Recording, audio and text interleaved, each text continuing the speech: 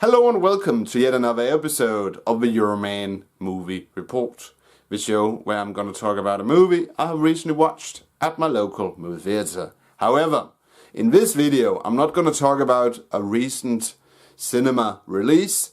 No, I'm going to talk about the sequel to the 2010 movie Skyline called Beyond Skyline.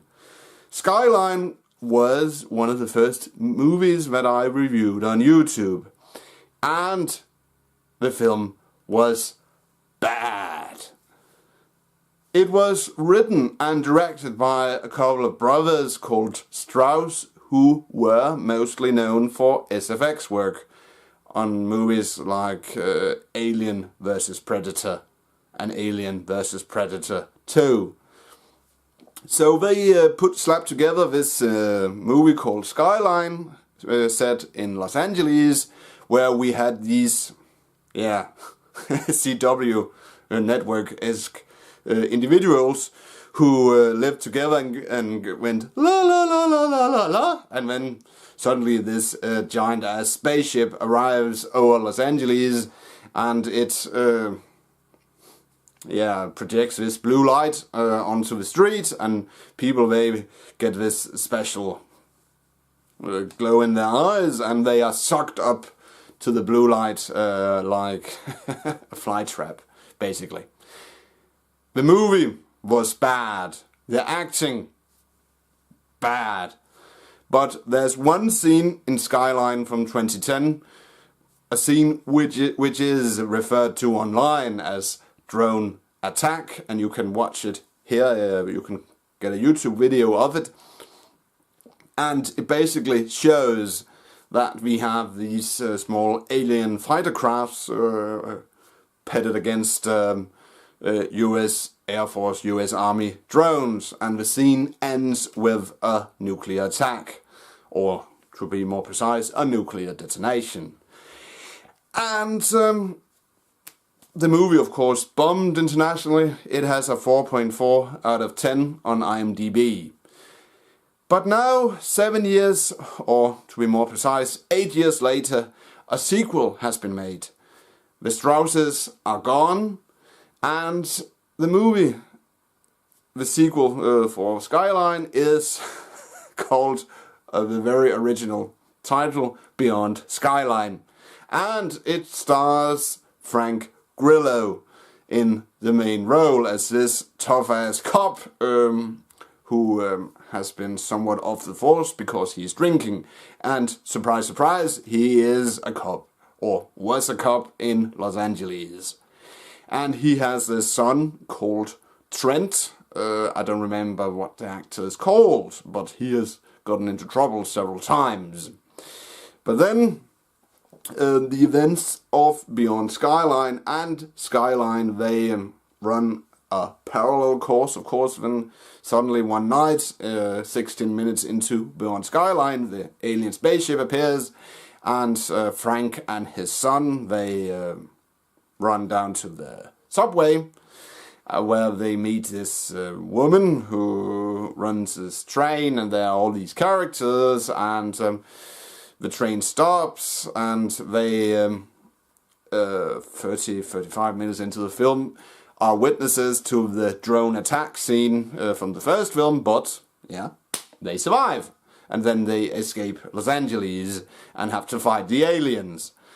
I must say, this movie, even though it's still bad, putting Frank Grillo into Beyond Skyline made this movie go from crappy to bad, because Frank Grillo is a bit like The Rock. The Rock, if you put him into a big Hollywood blockbuster, it lifts the movie. And same thing goes if you have this direct-to-video film. If you put in Frank Grillo, who we have seen in several other roles, like one of the Purge films, he played Crossbone in two MCU movies. He has also played the Punisher, and I don't remember if he has been in The Walking Dead as well, but he's a very versatile actor. And imagine if you put Frank Grillo and The Rock into the same movie. I guess that would make the universe explode or something like that.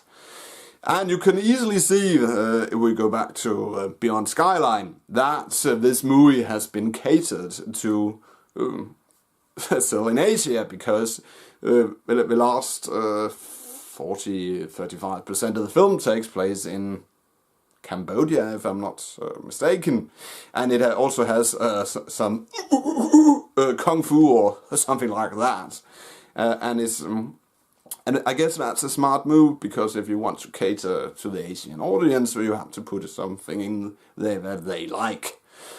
That said, it is better than Skyline. It's simply the direction, the acting. The acting, don't get me wrong, it's still cheesy as hell, but it's better than the original film, and yeah, it's entertaining. I watched it on Netflix because, as I said, the movie didn't get a global theatrical release, but suddenly it's popped up on Netflix Scandinavia, so I thought, what the hell, I would watch it. It's entertaining. It's of course a bit gory in some places, but that was the original too.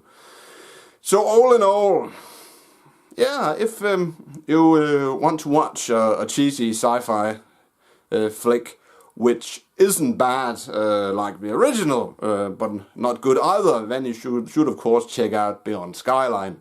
So if I'm gonna rate Beyond Skyline, I will give it, 2.2 out of 5 stars. That's it, Euroman of Euroman's Movie Report. Thanks for watching, and don't forget, if you liked this movie talk / movie review, please give it a thumbs up.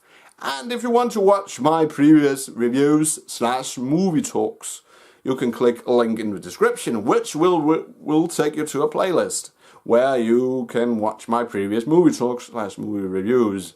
Next week, it's time for, one of the most major events in Marvel cinematic history, Avengers Infinity War.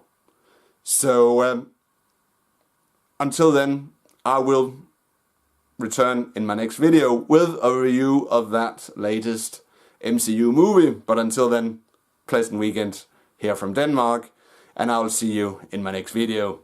Bye for now.